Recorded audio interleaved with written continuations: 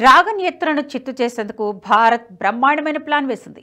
బంగ్లాదేశ్ను పావుగా వాడుకొని chicken neck దగ్గరలో సైనిక స్థావరాన్ని ఏర్పాటు చేసిన చైనాకు చుక్కలు చూపేందుకు సిద్ధమైంది. ఇందుకోసం అమ్ముల పొదులని జలఖడ్గాన్ని బయటకు తీయబోతోంది. దేశంలోనే తొలిసారిగా ఆంధ్రప్రదేశ్లో భూగర్భ అణు జలంతర్గామి స్థావరాన్ని నిర్మించబోతుంది. తూర్పు నౌకాదళ కేంద్రం విశాఖపట్నానికి దక్షిణంగా సుమారు 50 కిలోమీటర్ల దూరంలోని రాంబిల్లి గ్రామం అణు జలంతర్గాములు యుద్ధ నౌకలకు స్థావరంగా మారబోతోంది. దీనికి సంబంధించి కేంద్ర ప్రభుత్వం ఇప్పటికే రూట్ మ్యాప్ సిద్ధం చేసినట్లు తెలుస్తోంది. తూర్పు తీరంలో రక్షణ అవసరాల కోసం నిర్మిస్తున్న నేవీ ప్రత్యామ్నాయ స్థావరం ఐఎన్ఎస్ వర్షను 2026లో ప్రారంభించాలని కేంద్ర ప్రభుత్వం ప్రణాళిక సిద్ధం చేస్తుంది. ఇది పూర్తిగా వ్యూహాత్మక స్థావరం. అనకాపల్లి జిల్లాలోని రాంబిల్లి సముద్ర తీరాన్ని ఆనుకుని నేవీ ప్రత్యామ్నాయ స్థావరం నిర్మిస్తున్నారు. ఈ ప్రాజెక్టు కోసం కేంద్ర ప్రభుత్వం 670 హెక్టార్ల అటవీ భూమిని కేటాయించింది. ఇక ఏపీ ప్రభుత్వం కూడా భూసేకరణలో సహకరించింది. ఈ ప్రాజెక్టు తొలి దశ 2022 నాటికి, మలి దశ నిర్మాణం 2025 నాటికి పూర్తి కావాల్సింది. అయితే కరోనా కారణంగా ఆలస్యమైంది. ప్రస్తుతం తొలి దశ నిర్మాణం పూర్తి కావచ్చింది. అచ్యుతాపురంలో బాబా అటమిక్ రీసెర్చ్ సెంటర్ నుంచి ఐఎన్ఎస్ వర్షకు సంపూర్ణ సహకారం అందుతుంది. అచ్యుతాపురంలో ఈ అటామిక్ రీసెర్చ్ సెంటర్కు 2200 ఎకరాలు కేటాయించారు. రాంబిల్లి స్థావరంలో అణు జలంతర్గాముల నిర్మాణమే కాకుండా మరమ్మతులు, నిర్వహణ వంటి అన్ని ఏర్పాట్లు ఉన్నాయి. ఈ కేంద్రంలో బంకర్లు, సొరంగ వ్యవస్థలు, ఇన్నర్, ఔటర్ హార్బర్ వంటి సౌకర్యాలు ఉన్నాయి. హై సెక్యూరిటీతో ఏర్పాటు చేస్తున్న ఈ వ్యూహాత్మక స్థావరం బంగాళాఖాతం, హిందూ మహాసముద్ర ప్రాంతంలోని జలాలు నిఘాను పెంచనుంది. ముఖ్యంగా హిందూ మహాసముద్ర ప్రాంతంలో చైనా చర్యలను పసిగట్టేందుకు ఎంతగానో ఉపయోగపడుతుంది. శత్రువుల కంటపడని రీతిలో యుద్ధ నౌక స్థావరాలను ఇప్పటి వరకు రష్యా, చైనా మాత్రమే నిర్మించుకున్నాయి. ఆ కోవలని భారత్ కూడా రాంబిల్లిని వ్యూహాత్మక స్థావరంగా ఎంచుకుంది. చైనాకు ధీటైన సమాధానం చెప్పడమే దీని ప్రధాన ఉద్దేశం. భవిష్యత్తులో ఇది భారత నౌకాదళానికి సబ్మరైన్ల హబ్గా మారుతుందంటున్నారు రక్షణ రంగ నిపుణులు. ఇక్కడ 12 సబ్మెరైన్లను లంగరు వేసుకోవచ్చు. అందులో అణు జలంతర్గాములకే అధిక ప్రాధాన్యం ఉండేలా ఏర్పాట్లు చేయనున్నారు. హైనాన్ ద్వీపంలో చైనా అణు జలంతర్గామి స్థావరం తరహాలోనే రాంబిల్లిలో సముద్ర నీటి లోతు ఎక్కువగా ఉంటుంది. దీంతో జలంతర్గాములు ఉపగ్రహాల కంటపడే అవకాశాలు ఉండవు. సునాయాసంగా సముద్రంలోకి చేరుకుంటాయి. స్థావరానికి కూడా చేరుకోగలవు. సముద్రంలో టన్నెళ్ల గుండా సబ్మెరైన్లు హబ్బకు చేరుకునేలా ఈ నిర్మాణం చేశారు. దీనికి 10 ఏళ్లు పైగా పట్టింది. 2014 ఆగస్టులో ఇక్కడ స్థావరాన్ని నిర్మిస్తున్నట్లు వార్తలు వెలువడ్డాయి. విశాఖపట్నంలోని షిప్ బిల్డింగ్ సెంటర్లో 2004 నుంచి న్యూక్లియర్ సబ్మెరైన్ల నిర్మాణం జరుగుతోంది. స్ట్రాటజిక్ స్ట్రైక్ న్యూక్లియర్ సబ్మెరైన్ పేరుతో 4 న్యూక్లియర్ సబ్మెరైన్ల నిర్మాణానికి అడ్వాన్స్డ్ టెక్నాలజీ వెసల్ ప్రాజెక్టును 2004లో ప్రారంభించారు. ఇందులో మొదటిది అరిహంత్. దీని నిర్మాణానికి రష్యా సహకారం తీసుకున్నారు. 2009లో జలప్రవేశం చేశారు.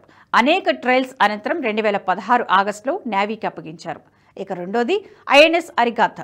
2017లో ట్రయల్స్ వేశారు. 2024 ఆగస్టు 29న రక్షణ మంత్రి రాజ్నాథ్ సింగ్ చేతుల మీదుగా జాతికి అంకితం చేశారు. వీటిని అరిహంత్ క్లాస్ అణు జలంతర్గాములుగా వ్యవహరిస్తున్నారు. ఈ ప్రాజెక్టులో మిగిలిన 2 సబ్మెరైన్ల నిర్మాణానికి 40,000 కోట్లు ఇవ్వనున్నట్లు 6 నెలల కిందట కేంద్ర హోంశాఖ ప్రకటించింది. ఇక సబ్మెరైన్ ప్రాజెక్టులు నిర్మిస్తున్న 3వ న్యూక్లియర్ సబ్మెరైన్ ఐఎన్ఎస్ అర్ధమాన్. ఇది గత ఏడాది అక్టోబర్లోనే సీ ట్రయల్స్కు వెళ్ళింది.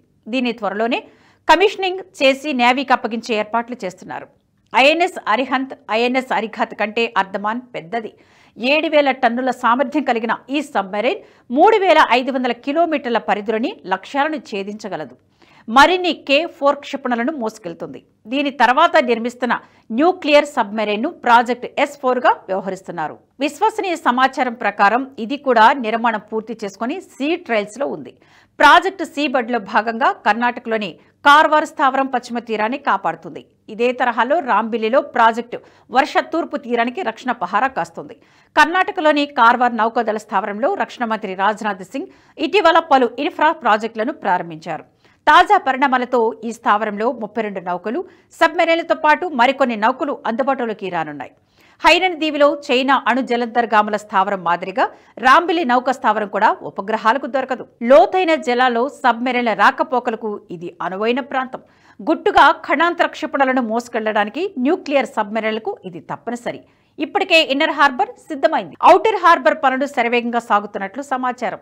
7,000 టన్నుల అరిహంత్ క్లాస్ అణు జలంతర్గామి ఐఎన్ఎస్ అర్ధమాన్ ఈ ఏడాది జలప్రవేశం చేయనుంది. ప్రాజెక్టు సీబెడ్ లో భాగంగా కర్ణాటకలోని కార్వార్ స్థావరం పశ్చిమ తీరాన్ని కాపాడుతుంది.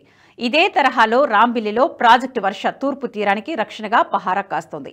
కార్వార్ నౌకాదళ స్థావరంలో రక్షణ మంత్రి రాజ్నాథ్ సింగ్ ఇటీవల పలు ఇన్ఫ్రా ప్రాజెక్టులను ప్రారంభించారు. తాజా పరిణామాలతో ఈ స్థావరంలో 32 నౌకలు, సబ్మెరైన్లతో పాటు మరికొన్ని నౌకలు అందుబాటులోకి రానున్నాయి. హైరన్ దీవిలో చైనా అణు జలంతర్గాముల స్థావరం మాదిరిగా రాంబిల్లి నౌక స్థావరం కూడా ఉపగ్రహాలకు దొరకదు. లోతైన జలాల్లో సబ్మెరైన్ల రాకపోకలకు ఇది అనువైన ప్రాంతం. గుట్టుగా ఖణాంతర క్షిపణులను మోసుకెళ్లడానికి న్యూక్లియర్ సబ్మెరైన్లకు ఇది తప్పనిసరి. ఇప్పటికే ఇన్నర్ హార్బర్ సిద్ధమైంది. ఔటర్ హార్బర్ పనులు శరవేగంగా సాగుతున్నట్లు సమాచారం. 7,000 టన్నుల అరిహంత్ క్లాస్ అణు జలంతర్గామి ఐఎన్ఎస్ అర్ధమాన్ ఈ ఏడాది జలప్రవేశం చేయనుంది. రాంబిల్లి అణు జలంతర్గామి స్థావరం సిద్ధమైతే చైనా కుట్రలకు సులభంగా చెక్ పెట్టవచ్చు. అదే జరిగితే సముద్ర పోరాటాల్లో విశాఖ పేరు మారుమోగుతుంది. ఇప్పటికే 1971 ఇండో పాక్ యుద్ధ సమయంలోనూ విశాఖ తూర్పు నౌకాదళం కీలక పాత్ర పోషించింది. దొంగచాటుగా బంగాళాఖాతంలోకి ప్రవేశించిన పాకిస్తాన్ జలంతర్గామి పిఎన్ఎస్ ఘాజీని భారత నౌకాదళం సముద్ర గర్భంలోనే తొక్కేసింది. టెంచ్ శ్రేణికి చెందిన డీజిల్ ఎలక్ట్రిక్ సబ్మెరైన్ అయిన పిఎన్ఎస్ ఘాజీ వాస్తవానికి అమెరికా నేవీకి చెందింది. దీనిని యుఎస్ఎస్ డయబ్లోగా పిలుస్తారు. 1963లో దీనిని పాకిస్తాన్కు అమెరికా లీజుకిచ్చింది. పాకిస్తాన్ నేవీ చరిత్రలో అదే తొలి అటాక్ సబ్మెరైన్. చెప్పాలంటే 1971 ఇండో పాక్ వారి నాటికి మన దగ్గర కూడా ఘాజీ లాంటి పవర్ఫుల్ సబ్మెరైన్ లేదనే చెప్పాలి. 1971లో భారత్ పాక్ మధ్య ఉద్రిక్తతలు రగిలిన వెంటనే నవంబర్ 14న కరాచీ పోర్టు నుంచి శ్రీలంక మీదుగా 3,000 కిలోమీటర్లు ప్రయాణించి దొంగచాటుగా బంగాళాఖాతంలోకి ప్రవేశించింది పిఎన్ఎస్ ఘాజీ. నాడు భారత్ వద్దనున్న శత్రు దుర్భేద్యమైన విమాన వాహక నౌక ఐఎన్ఎస్ విక్రాంత్ను ధ్వంసం చేయాలన్నదే దీని లక్ష్యం. అయితే పాక్ ఎత్తుగడలను ముందే పసిగట్టిన భారత నౌకాదళం ముందు జాగ్రత్తగా మన ఐఎన్ఎస్ విక్రాంత్ను అండమాన్ దీవులకు పంపించింది. ఆ తర్వాత పాకిస్తాన్ చిత్తు చేసేందుకు బ్రహ్మాండమైన ఎత్తుగడ వేసింది. ఐఎన్ఎస్ రాజ్పుత్ను డెకాయ్ ఆపరేషన్ కోసం పంపించింది. అది ఐఎన్ఎస్ విక్రాంత్ మాదిరిగా భారీ సిగ్నల్స్ ఇవ్వడం మొదలుపెట్టింది. ఈ క్రమంలో విక్రాంత్ సిబ్బంది ఒకరు తన జబ్బు పడిన తల్లికి టెలిగ్రామ్ పంపినట్లుగా కావాలనే భద్రతా ప్రోటోకాల్ను ఉల్లంఘించారు. దీనిని ఘాజీ పసిగట్టింది. ఐఎన్ఎస్ రాజ్పుత్నే ఐఎన్ఎస్ విక్రాంత్గా భావించి దాడికి సిద్ధమైంది. 1971 డిసెంబర్ 3, 4 తేదీల మధ్య జరిగిన ఈ అలజడిని ఐఎన్ఎస్ రాజ్పుత్ పసిగట్టింది. అలజడికి కారణం పాకిస్తాన్ సబ్మెరైన్ ఘాజీగా గుర్తించింది. వెంటనే 2 ఛార్జెస్ను నీటిలోకి వదిలింది. దీంతో సముద్ర గర్భంలో పెద్ద పేలుడు జరిగి పిఎన్ఎస్ ఘాజీ మునిగిపోయింది. ఇది శత్రు దేశానికి కోలుకోలేని దెబ్బగా మారింది. ఘాజీ శకలాలు ఇప్పటికీ విశాఖ దగ్గర సముద్ర గర్భంలో కూరుకుపోయి ఉన్నాయి. గత ఏడాది కొన్ని శకలాలు బయటపడ్డాయి. 1971 యుద్ధంలో చరిత్రలో రికార్డు కాని అతిపెద్ద భారత విజయంగా ఘాజీ కూల్చివేతను అభివర్ణిస్తారు. ఇప్పుడు విశాఖపట్నం ఏకంగా అణు జలంతర్గాములకే స్థావరంగా మారుతున్న నేపథ్యంలో భవిష్యత్తులో జరగబోయే సముద్ర యుద్ధాల్లో తూర్పు నౌకా తీరం పేరు మారుమోగే అవకాశాలున్నాయని రక్షణ రంగ నిపుణులు అంచనా వేస్తున్నారు. ఈ వీడియో మీకు నచ్చినట్టయితే లైక్ చేయండి, 10 మందికి షేర్ చేయండి. అలాగే కామెంట్ల రూపంలో మీ అభిప్రాయాలను మాతో పంచుకోండి. Nationalist hub group of channels ను సబ్స్క్రైబ్ చేసుకుని తెలుగునాట జాతీయవాద జర్నలిజాన్ని ప్రోత్సహించండి. ఈ వీడియో కింద ఉన్న బెల్ ఐకాన్ పై క్లిక్ చేయడం మర్చిపోవద్దు.